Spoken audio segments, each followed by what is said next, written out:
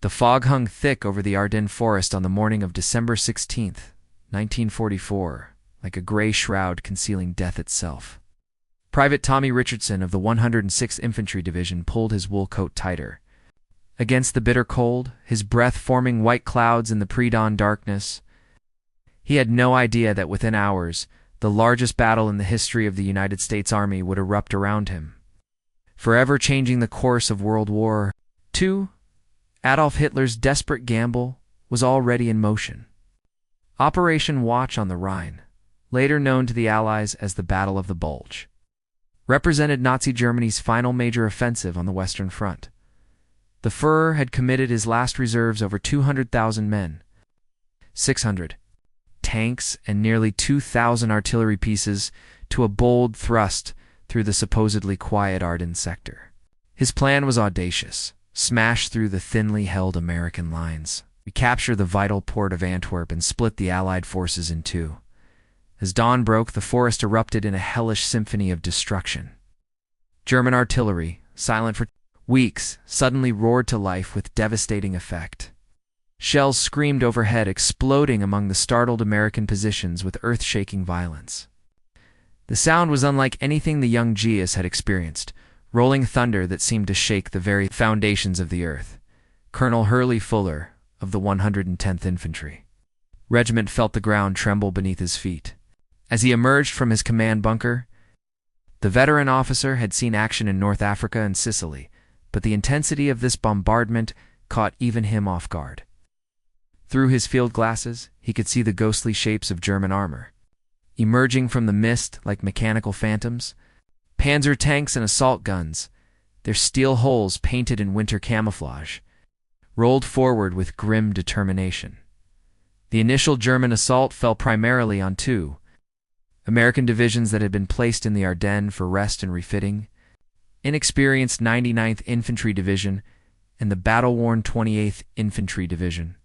These units, stretched thin across an 85-mile front, suddenly found themselves facing the full might of three German armies: the 5th Panzer Army under Hasso von Montefel, the 6th Panzer Army commanded by Sepp Dietrich, and the 7th Army led by Erich Brandenberger, according to military historian Charles MacDonald's acclaimed work A Time for Trumpets.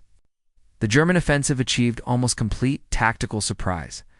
The fog that had seemed merely uncomfortable to Private Richardson now proved to be Germany's greatest ally. The grounded Allied aircraft negated the Allies' overwhelming air superiority and provided perfect cover for the advancing German columns. Panzer units moved like ghosts through the dense woodland, their tracks crunching over frozen leaves and snow-covered ground.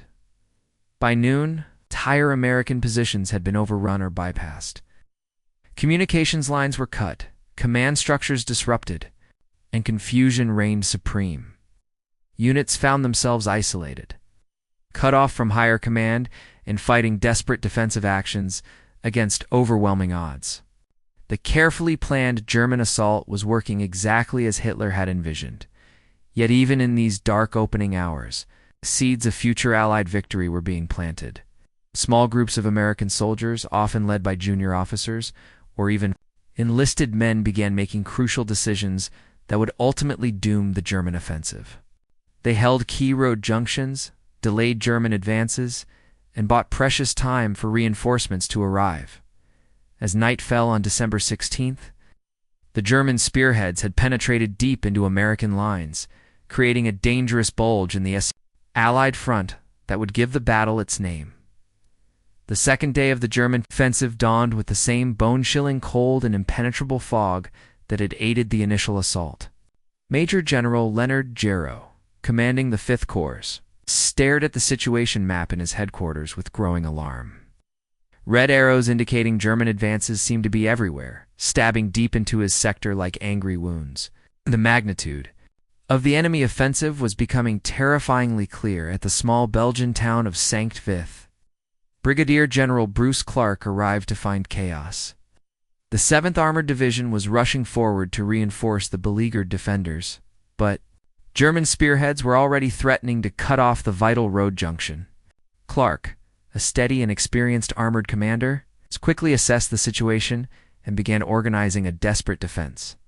The fight for Sankt Vith would become one of the most crucial delaying actions of the entire battle. American engineers worked frantically to prepare demolitions while infantry dug foxholes in the frozen ground. The sound of German armor grew louder by the hour as panzer columns approached from multiple directions. Clark knew his forces were vastly outnumbered, but he also understood the strategic importance of holding this crossroads as long as possible.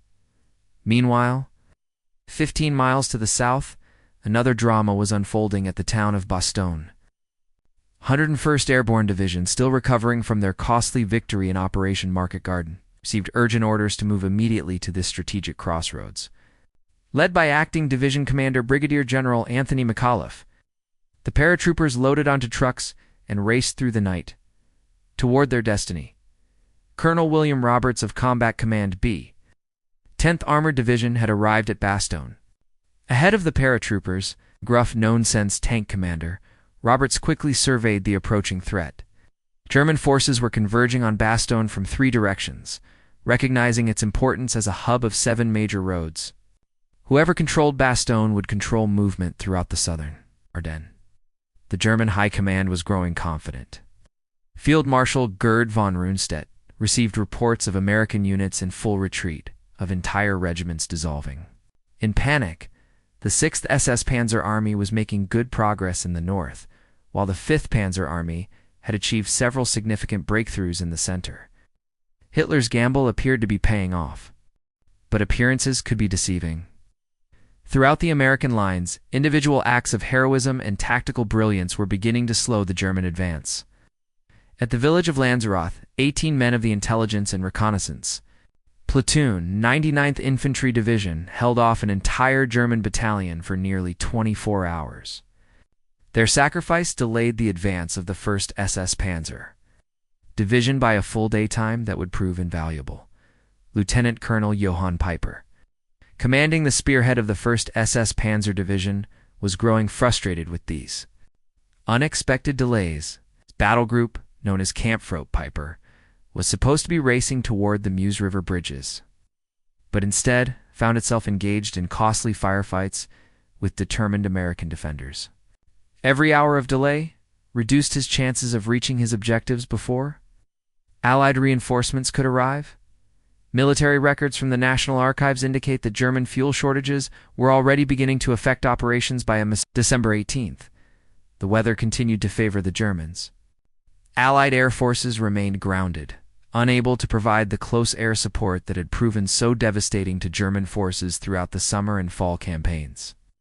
General Dwight Eisenhower, the Supreme Allied Commander, watched anxiously from his headquarters as reports of German advances continued to arrive. By December 18th, the German offensive had created a dangerous salient 50 miles wide and 30 miles deep in the Allied lines. American forces were in full retreat in some sectors, while in others they fought desperate holding actions against overwhelming odds. The situation appeared so critical that some staff officers at Supreme Headquarters Allied Expeditionary Force began discussing contingency plans for evacuating Allied forces from the continent. Yet even as German forces celebrated their initial successes, the seeds of their ultimate defeat were already being sown in the heroic stands of small American units throughout the Ardennes. The encirclement of Bastogne began on December 20th, 1944, as German forces completed their stranglehold. Around the strategic crossroads, inside the rapidly shrinking perimeter, Brigadier General Anthony McAuliffe surveyed his desperate situation with characteristic calm. The acting commander of the 101st Airborne Division had approximately 12,000 men under his command, facing a German force estimated at over 50,000 troops supported by tanks and artillery. McAuliffe's force was a mixed bag of units thrown together by circumstance. The corps consisted of his paratroopers from the 101st Airborne veterans of Normandy and Holland, who had been rushed to Bastogne with minimal equipment. They were reinforced by elements of the 10th Armored Division under Colonel William Roberts, artillery units, and various support troops who had been caught in the rapidly developing encirclement. The German commanders, surrounding Bastogne, were confident of quick victory. General Heinrich von Leutwitz, commanding the 47th Panzer Corps, believed that a few days of artillery bombardment and infantry assault would force the Americans to surrender. His forces included the 2nd Panzer Division, the 26th Volksgrenadier Division, and the Panzer Lehr Division, formidable units with considerable combat experience. As the German ring tightened, supply became the paramount concern for the defenders. The last road into Bastogne had been cut on December 19th, leaving McAuliffe's force completely isolated. Food, ammunition, and medical supplies were all critically short. The wounded filled every available building. The cold was becoming as dangerous an enemy as the Germans themselves. Staff Sergeant William Gamble of the 506th Parachute Infantry Regiment crouched in his foxhole on the perimeter, watching German positions through the morning mist. The paratroopers had dug in among the snow-covered pine trees, creating a defensive line that completely encircled the town.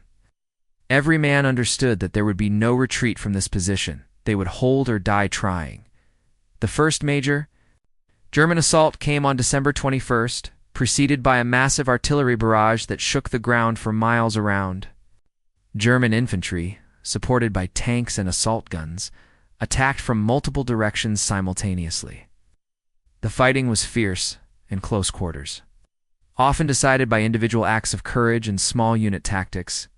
Lieutenant Colonel Steve Chapuis, commanding the 502nd Parachute Infantry Regiment, moved constantly along his sector of the perimeter, encouraging his men and directing defensive fires.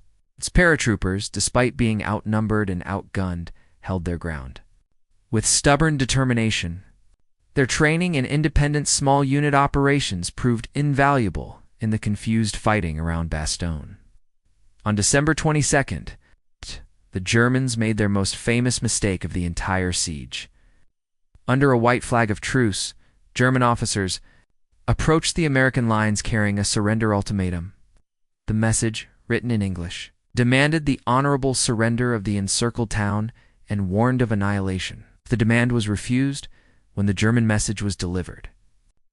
To General McAuliffe, his response became one of the most famous replies in military history. After reading the surrender demand, McAuliffe looked up at his staff and said simply, "Nuts." His aide, Lieutenant Colonel Harry Kinnard, suggested that this should be the official response to the Germans. This iconic exchange has been documented extensively in military records and was later confirmed by multiple eyewitnesses, including Colonel Joseph Harper, who delivered the response to the German envoys. The German officers were understandably confused by McAuliffe's reply. When Colonel Joseph Harper, who was tasked with delivering the response, was asked to explain what nuts meant, he simply told the Germans, "It means go to hell." The rejection of the surrender ultimatum sealed Bastogne's fate as a symbol of American determination. Inside the perimeter, word of McAuliffe's response spread quickly among the troops, boosting morale. Despite the deteriorating situation, the paratroopers and their attached units prepared for the inevitable German assault that would follow. German artillery increased in intensity following the surrender ultimatum's rejection. Shells fell continuously on the town and its defenders, turning buildings into rubble and making movement dangerous. Yet the American lines held firm, anchored by the professional skill of the paratroopers and the determination of all the defenders to prove worthy of their commander's defiant response. As Christmas Eve approached, the siege of Bastogne had become a focal point of the entire Battle of the Bulge, symbolizing both German ambition and American resistance in the snowy forests of the Ardennes. December 23rd, 1944, dawned with a clarity that had been absent from the Ardennes. For over a week, the thick fog that had protected German movements and grounded Allied aircraft began to lift, revealing a crystalline winter sky that would prove to be Germany's doom. At airfields across England, France, and Belgium, Allied pilots raced to their aircraft as the long-awaited opportunity for air support finally arrived.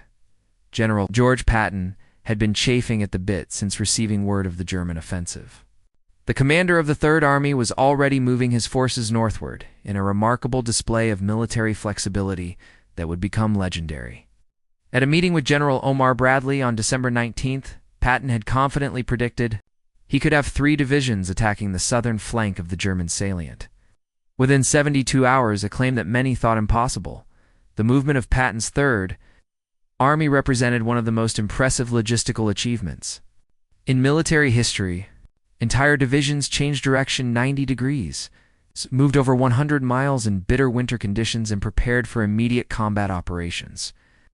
The 4th Armored Division, under Major General Hugh Gaffey, spearheaded this movement, racing north toward the besieged garrison at Bastogne.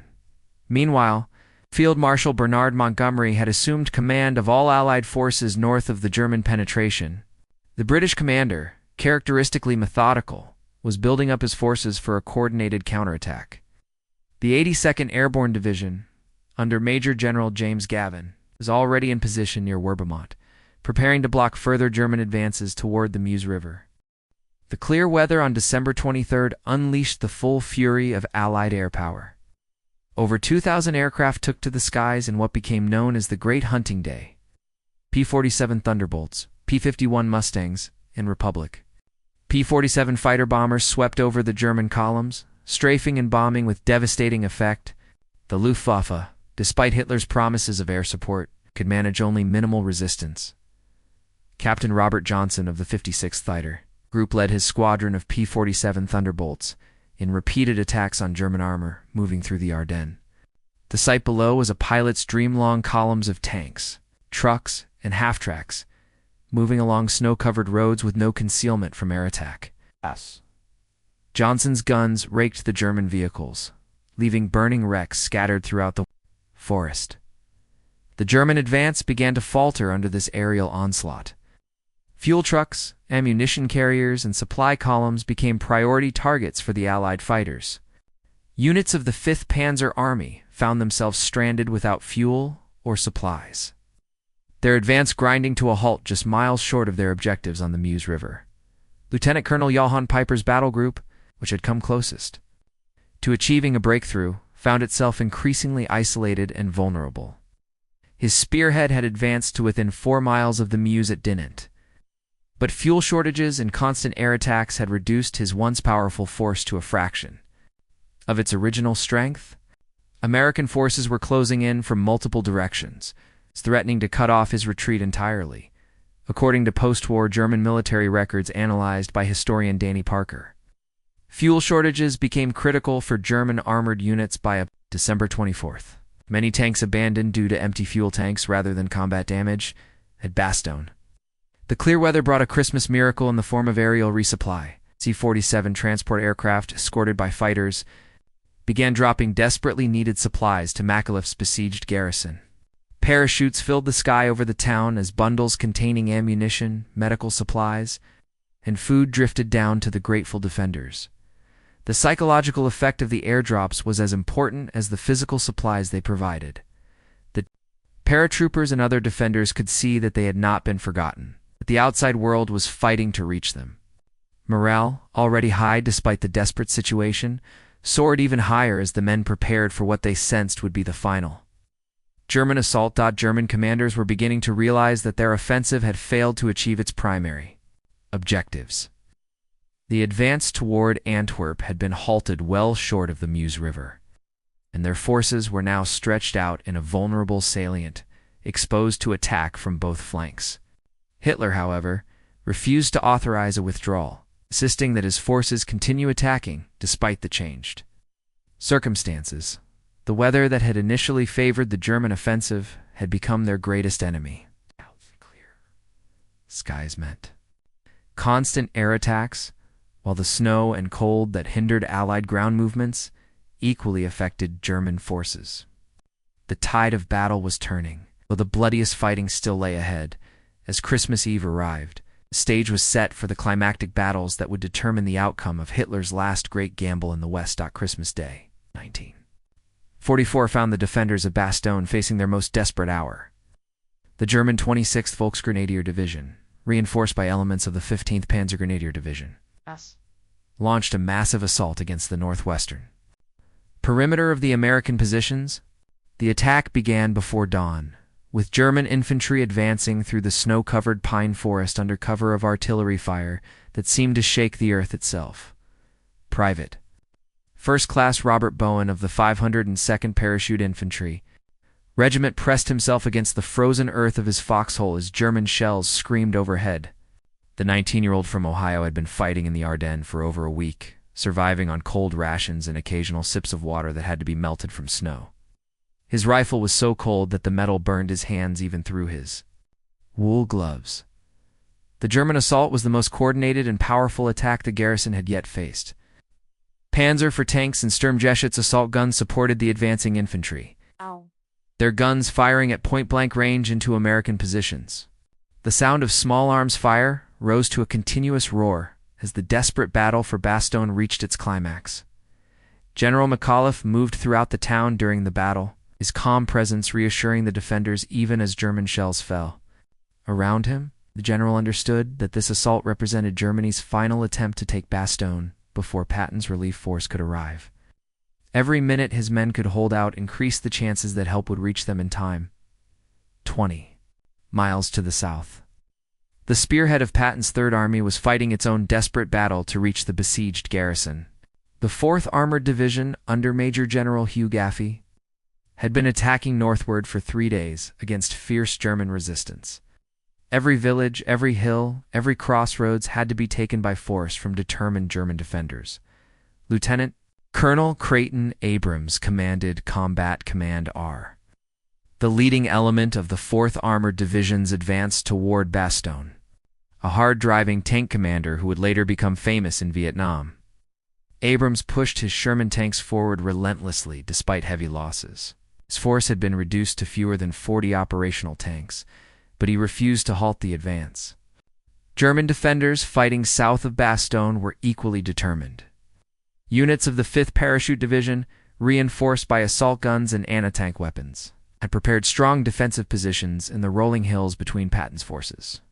In the besieged town, they understood that allowing American relief forces to reach Bastogne would effectively end any chance of German success in the Battle of the Bulge. On the morning of December 26th, Combat Command R finally broke through the German defensive line south of Bastogne. Lieutenant Charles Bogus, commanding the lead Sherman tank, reported seeing the town's church spires through his periscope. Behind him, the remainder of Abrams' force pressed forward, their tank tracks churning through the snow and mud of the Ardennes countryside. The first contact between the relief force and Bastogne's defenders came at approximately 4:30. In the afternoon, on December 26, Lieutenant Bogus's tank reached the southern edge of the American perimeter, where paratroopers of the 501st Parachute Infantry Regiment guided the Sherman through their positions. After 7 days of siege, Bastogne was finally relieved. The relief of Bastogne has been extensively documented in official U.S. Army records, with multiple eyewitness accounts confirming the timing and circumstances of the breakthrough. The psychological impact of the relief was enormous, both for the defenders and for German forces throughout the Ardennes. The failure to capture Bastogne represented a decisive defeat for German ambitions in the Battle of the Bulge. Hitler's offensive had reached its high-water mark and was now clearly in retreat. Inside the town, a reunion between the relieving forces and the defenders was emotional but brief. There was still much fighting to be done. German forces continued to shell the town and launched several more attacks and attempts to re-establish the siege. The relief of Bastogne was just the beginning of the larger battle to eliminate the German salient entirely. General McAuliffe, reinforced and resupplied, began planning offensive operations to expand the corridor connecting Bastogne with the main Allied lines. The paratroopers who had held the town through its darkest hours would soon be attacking outward, driving the Germans back through the same forests where they had made their heroic stand. The news of Bastogne's relief spread quickly through Allied forces throughout Europe. The successful defense of the town had become a symbol of Allied determination and resilience, proving that American forces could stand firm against Germany's best troops, even when surrounded and outnumbered. The tide of battle in the Ardennes had definitively turned in favor of the Allies. As December 26th ended, both sides began preparing for the final phase of the Battle of the Bulge, the elimination of the German salient and the restoration of the original Allied front lines. The first days of January 1945 brought bitter cold and clear skies to the Ardennes as Allied forces prepared their final offensive to eliminate the German salient. General Dwight Eisenhower had approved a coordinated attack plan that would strike the German Bulge from both north and south simultaneously, like a massive hammer and anvil operation designed to crush the remaining German forces. From the north, Field Marshal Montgomery commanded the British 30th Corps and the American 1st and 9th Armies in a carefully prepared assault. The 82nd Airborne Division, now under the operational control of the British 21st Army Group, would spearhead the attack alongside the 3rd Armored Division. From the south, General Patton's 3rd Army would drive northward. To link up with Montgomery's forces and complete the encirclement of the German salient, Major General James Gavin, the young commander of the 82nd Airborne Division, studied the intelligence reports with growing satisfaction. The German forces opposing his paratroopers appeared to be running short of ammunition, fuel, and replacements. Many of the elite SS units that had spearheaded Hitler's offensive were now mere shadows of their former strength. Reduced by weeks of continuous combat and constant air attacks, the weather continued to favor the Allies. Clear skies meant that Allied fighter bombers could operate continuously over the battlefield, in interdicting German supply lines and supporting ground attacks. The 9th Air Force alone was flying over 1,000 sorties per day, turning the Ardennes into a killing field for any German vehicle that dared to move during daylight hours. Colonel Reuben Tucker's 504th Parachute Infantry Regiment led the 82nd Airborne's advance toward the key town of Sankt Vith, which American forces had been forced to abandon during the initial German assault. The paratroopers moved through the snow-covered forest with the confidence of veterans, their white camouflage uniforms making them nearly invisible against the winter landscape. The German defenders they encountered were a far cry from the confident. Troops who had launched Operation Watch on the Rhine 3 weeks earlier. Many were teenage members of the Hitler Jugend, or elderly Volkssturm militia, pressed into service as Germany's manpower reserves dwindled. Even the regular Wehrmacht and SS units showed signs of declining morale and combat effectiveness.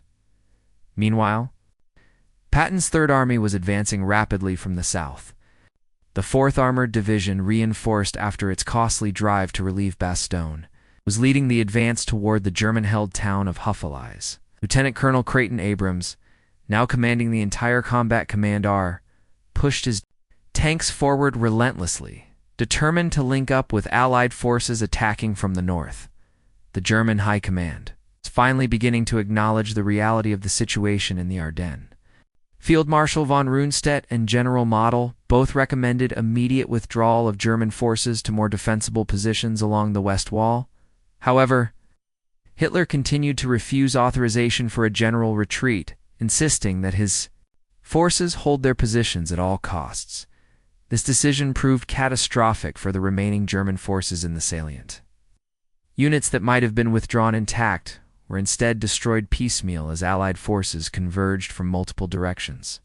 The 2nd SS Panzer Division, once one of Germany's elite armored formations, was reduced to fewer than 20 operational tanks and ceased to exist as an effective fighting force.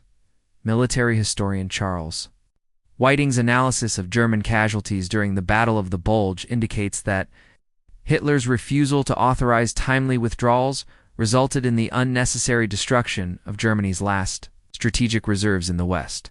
The link-up between Northern and Southern Allied forces came on January 16th, when patrols from the 1st Army's 84th Infantry Division met elements of Patton's 11th Armored Division near the village of Houffalize.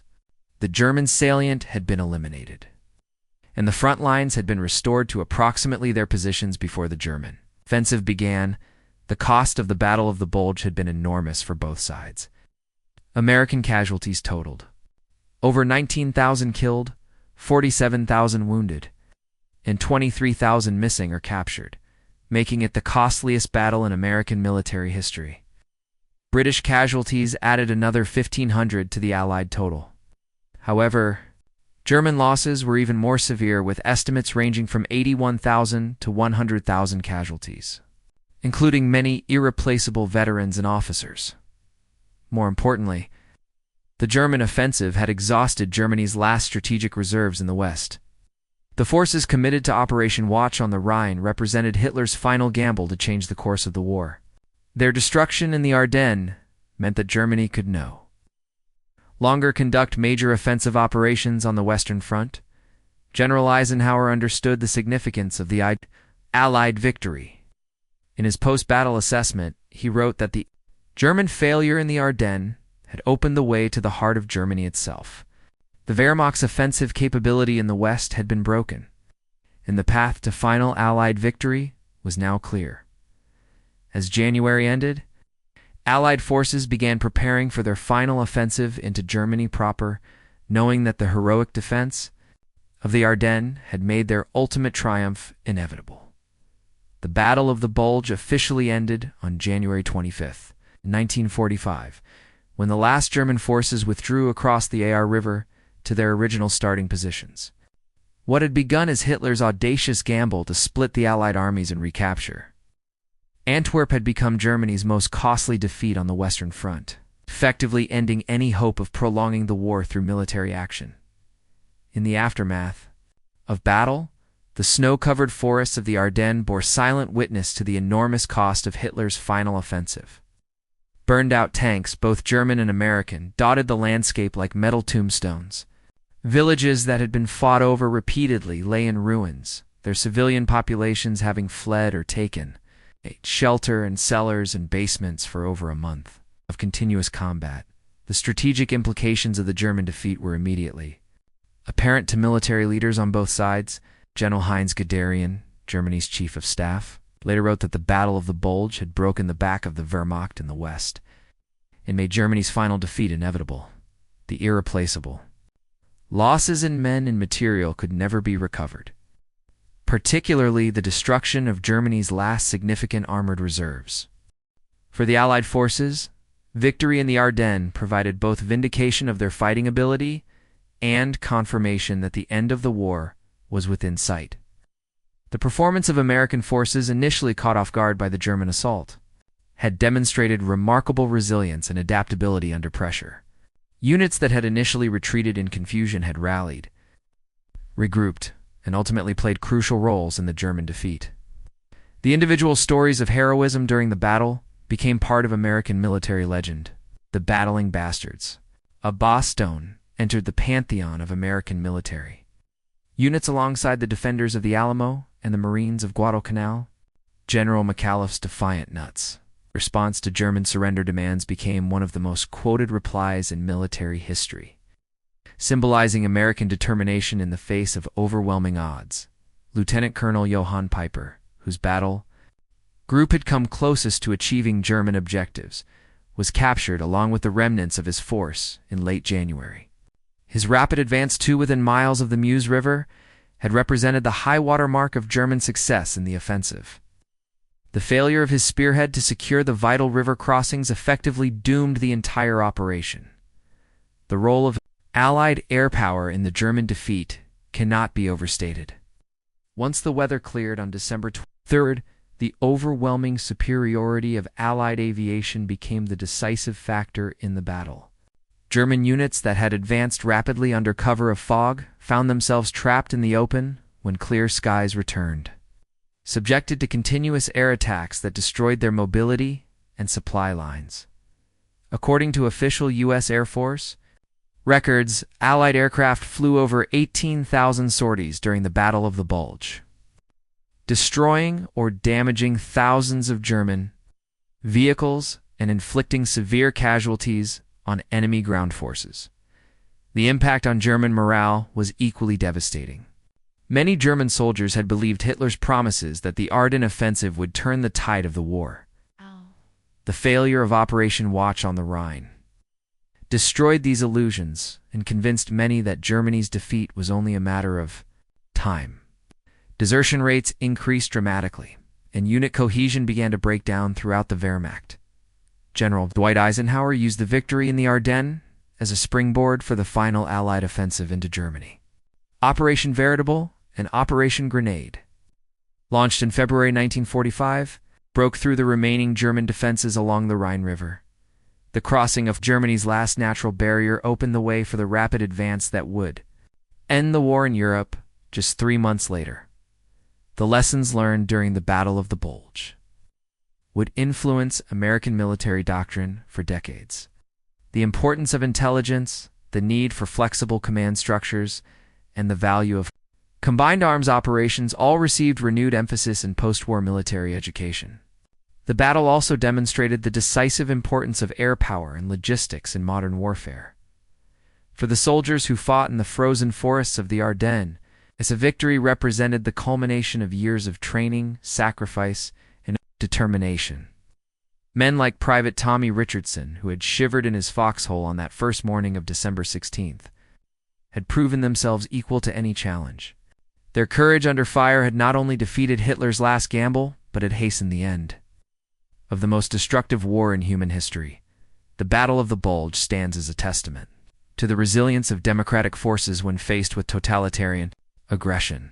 From near disaster, the Allied armies had snatched victory through individual courage, tactical flexibility, and strategic patience. The snowy battlefields of the Ardennes had witnessed not just the defeat of a German offensive, but the triumph of the Allied cause and the beginning of the end for Nazi Germany. As spring returned to the Ardennes in 1945, new growth began to emerge from soil fertilized by the sacrifice of thousands of young men from both sides. The Battle of the Bulge had ended, but its legacy would endure as one of the most significant victories in the long struggle between freedom and tyranny that defined the Second World War.